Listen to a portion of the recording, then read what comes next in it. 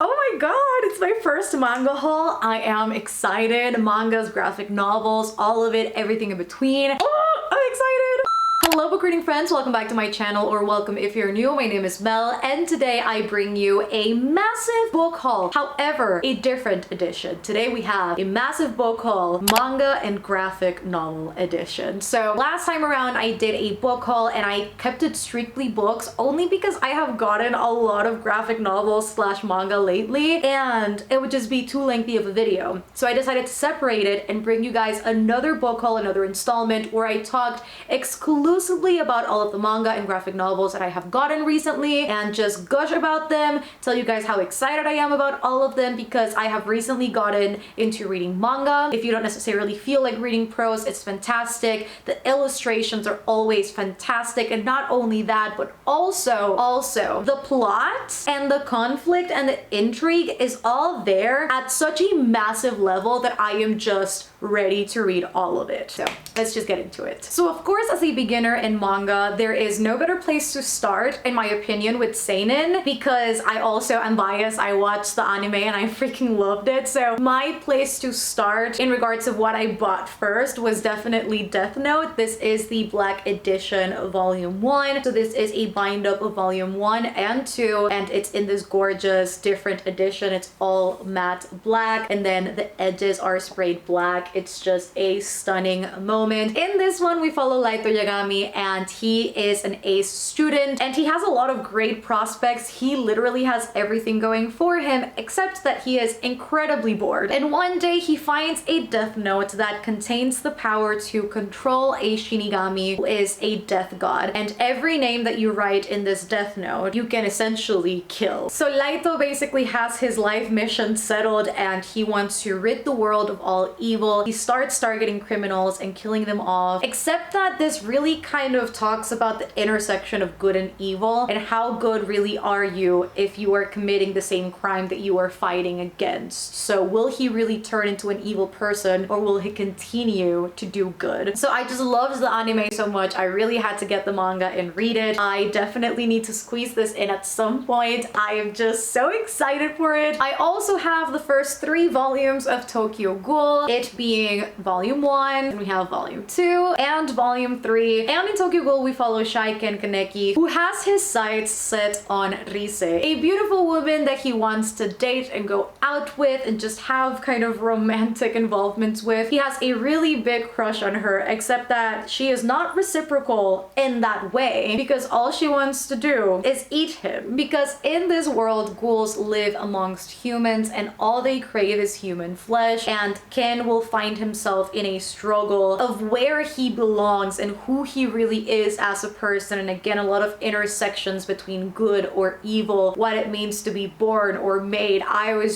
already read Volume 1 and I adored it so much, and that's when I got Volumes 2 and 3. Next up, I have more of a psychological horror thriller, and that is Blood on the Tracks. The things that I have heard, I have seen people say that this traumatized them, scared the crap out of them, and just the illustration alone is like, I can't stare at it for too long because the more I stare at it, like the creepier the mom looks. And basically the pitch of this manga is, what is a mom willing to do to protect their child? So in this one, we follow Seiichi, and his mother loves him very much, and he lives a very passive life. Everything goes by smoothly. He has a great life at school. One of his classmates is even attracted to him, and his life is pretty much everything that it could be, except that one day, one summer, everything changes. I don't know how this is going to go down. My brother has already read this, and he read it so quickly too. By the end, he was like, did it really end like that? So I am gonna assume that I'm gonna have to get Volume 2 very soon. I don't want it to end in a cliffhanger and not know what happens next. So I am definitely also excited to go into this one. I'm gonna start alternating between graphic novel and manga, and the next one I have is Check Please Book 1 and 2 by Ngozi Ukazu. Now these ones are kind of a sports romance contemporary type of graphic novel. They are fantastic. The cover of book 2 is kind of my favorite out of the two. And in this series, we follow Eric Biddle, who is a hockey player. He is also a vlogger, and he also loves to be in the kitchen cooking pies and marmalade and everything in between. And he is now attending Samuel University, Samuel's College, Samuel University, I don't know which of the two. And he gets into the hockey team there, and he starts meeting all of these players that he starts forming relationships and friendships with. And then he has a little bit of a struggle because he meets Mr. Jack, who is the captain of the hockey team. And Jack is very indifferent towards Biddy, but some way, somehow, along the way, it suddenly starts developing into a little bit more of indifference to friendship, to romance, and it's just so good. It was so wholesome and so happy. I just loved these graphic novels. I already read both of them. Another graphic novel, Heartstopper Volume 3. Had to get it for myself, had to buy it, had to read it because I just needed to finish out what was published so far in Heartstopper, so I bought myself Volume 3. And in this one, we follow Nick and Charlie as they are together in the rugby team of their school. Charlie is a senior, Nick is a junior, and Charlie has recently come out as gay, and Nick doesn't really quite understand his feelings so far. And so when these two meet and they start forming a friendship that later starts turning into a relationship, it kind of explores the theme of sexuality and what it means to discover what sexuality means to you, where exactly you fit within the spectrum, and how you need to do all of that within your time under your own rules without the expectation or societal norm that society and the community around you has about you or for you. And so I really enjoyed Volume 1 and 2,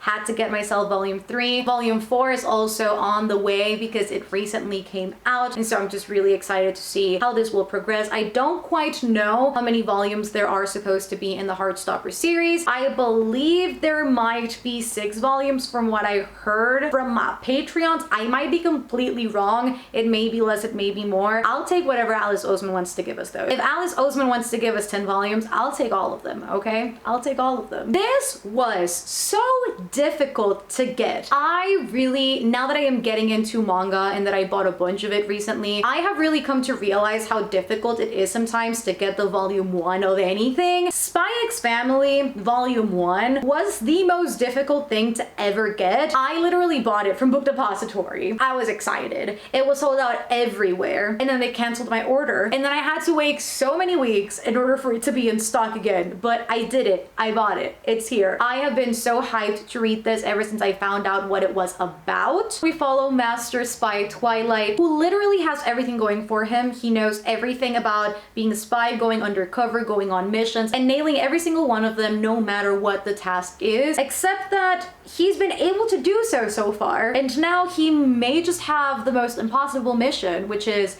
to get married and have a kid. That is his ultimate assignment. They assign him to go undercover and pose as a family. Alongside him, there is his supposed wife, who is also an assassin, and his kid, who is a telepath, except that he doesn't know that either of these people are either of these things, and so he may just be a bit over his head now. I have heard incredible things about Spy X Family so far. This is still getting published, so the translations are taking a little bit to be out. I do believe the first 4 volumes are already out and translated into English. Next up, more graphic novels. I have volumes 2 and 3 of Monstrous. I was supposed to read Monstrous Volume 2 in April and I didn't, but I do have volumes 2 and 3. It's just a matter of getting the other ones that are currently out, but I really like the world of Monstrous. I read Volume 1. I believe I read it in February or March. I am unsure now, but I really like the world that was built for this story because we follow Micah Half-Wolf, who has a monster inside her, but that is not necessarily legal, and this has happened after a war has broken out, and she is constantly on the run, barely remembering who she is and trying to find out who she is, where she came from, and why exactly she has this monster inside her that is craving more than it should. So again, I definitely enjoyed Volume 1. It has has a lot of conversation about deities and gods, and I love reading about that. And in graphic novel form, it's definitely even more interesting. I love the illustrations for it. They're very gory, they're very graphic. It's more of a steampunk horror type of graphic novel. So I have realized recently that I am very much into that when it comes to the illustration format of stories. And so I definitely need to get into these soon. I also have Saga Volume 5. As you guys know, every month I have been reading one volume of Saga. However, Saga, if I would explain it in the best terms, it would be Game of Thrones meets Star Wars. The mature themes of Game of Thrones meets the sci-fi elements of Star Wars. I think if those two had a baby, it would be Saga. It's the perfect description for it. And we follow Marco and Alana, who met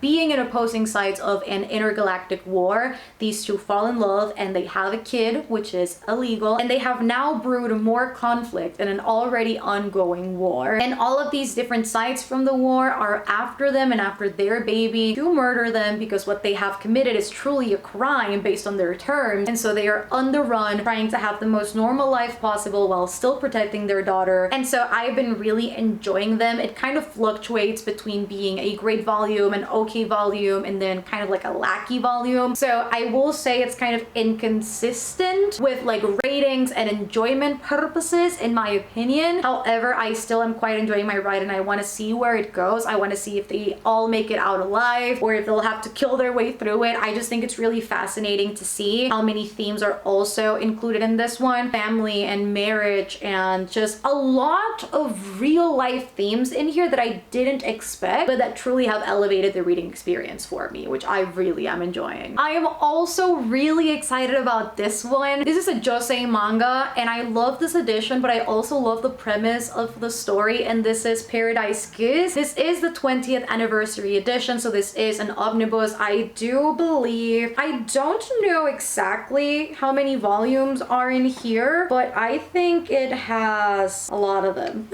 I don't know exactly how many volumes are in here, but if I figure it out, I'll leave it on the screen. However, Paradise Kiss is a fashion-centric manga, again, Josei, and in this one we follow an eccentric group of fashion designers who are committed to having Yukari, who is the girl who is on the cover, as their muse as they try and bring their brand to life. And that's all that I know about this. That's all that we really need to know about it. I also, y'all, reading manga synopses is such a breath of fresh air in comparison to things that I typically see in books, because book synopses are so lengthy. These are just what you need to know. It's just what you need to know and I love it about them. However, I am really excited to read this. I have typically, I mean, I've only read one manga and one prequel to a manga, and they have both been seinen, so I'm really excited to not only go into Josei, but again, fashion-centric manga. It just sounds like a dream. It just sounds like it'll be really cool. Then we have Downfall, and here's the thing. I'll say I'm excited about everything because I really am excited about all of these. I really need to get to all of these very soon. But Downfall specifically, because this talks about the manga industry, and this talks specifically about what happens after you finish a really successful series. Selling copies is the only thing that matters. So what if your manga series just ended and you have no idea how to start the next one? Your marriage is breaking up. Your pure love of manga has been destroyed by the cruel reality of the industry, and nothing seems to fill the sucking void inside you. Very adult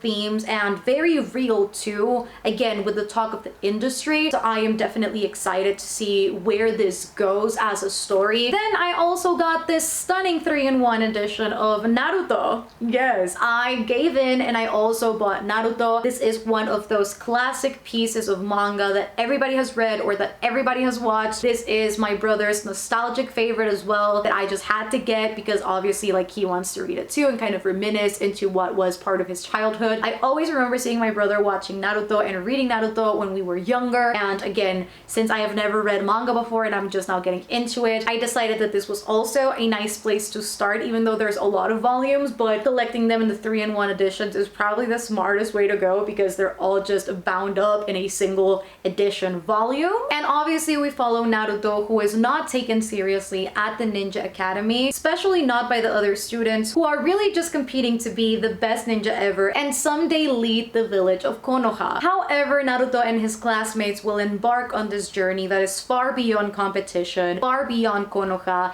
and that will truly show Naruto what his true destiny is. Again, classic piece of manga. Very excited to get into this. This is shonen, so I'm very excited to get into some sort of shonen because everything, as you've been able to tell, is either seinen or josei. So I definitely also want to get more into shonen and shojo. In one moment, I need to buy more shojo manga, honestly. I was also able to get the first 3 volumes in Bleach. If you guys know anything about me, I love sights, I love Grim Reapers, I love anything to do with that, and so this is definitely right up my alley. When my brother told me what these were about, I was like, so I guess I'm getting these then. Ichigo Kurosaki has always been able to see ghosts, but this ability doesn't change his life nearly as much as his close encounter with Rukia Kuchiki, a soul reaper and member of the mysterious Soul Society. While fighting a hollow, an evil spirit that preys on humans who display psychic energy, Rukia attempts to lend Ichigo some of her power so that he can save his family. But much to her surprise, Ichigo absorbs every last drop of her energy. It just sounds so cool. Again, Grim Reapers.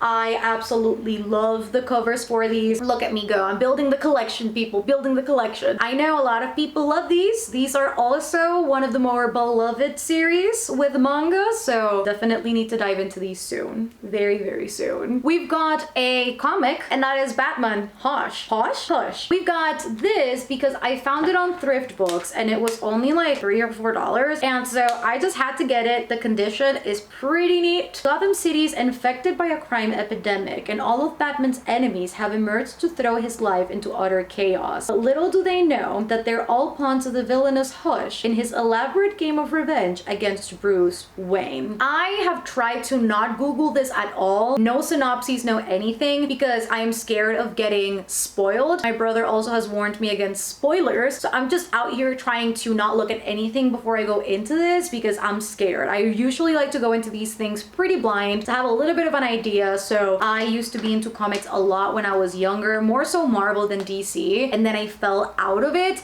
and so now I kind of want to reconnect to it, and one that I really want to read in its entirety, or not in its entirety, but at least what people usually recommend is Batman. So again, year 1, The Long Halloween. I really want to read The Killing Joke. I have refrained from buying The Killing Joke so many times, but I want to read all of those. And last but not least, I also have Brightly Woven by Alexandra Bracken. This is another graphic novel, and Brightly Woven, I believe, was Alexandra Bracken's debut novel, and this is now turned into a graphic novel form. That way, you know, if you don't want to read the book, then you can read this. It is fully colored. It's so bright. The illustrations are really, really pretty. When I saw this come out, I was like, I really need to read this. And this says, extraordinary things just don't happen to 14-year-old Cyril Mirabel, a talented weaver who dreams about life outside of her tiny village. But that all changes when a mysterious young wizard named Waylon North appears and asks for Sidel's help. He's got a shocking secret that could stop a war between kingdoms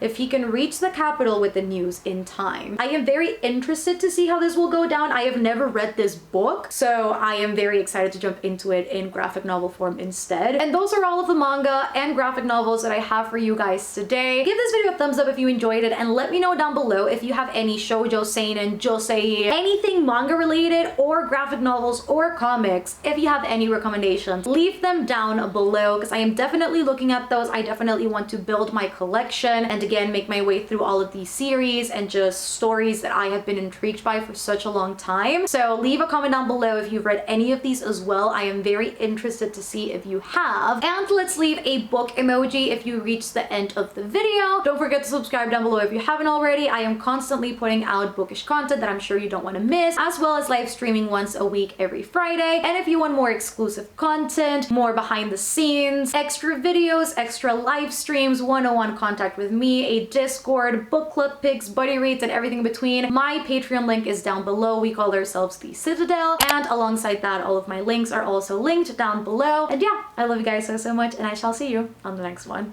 Bye guys.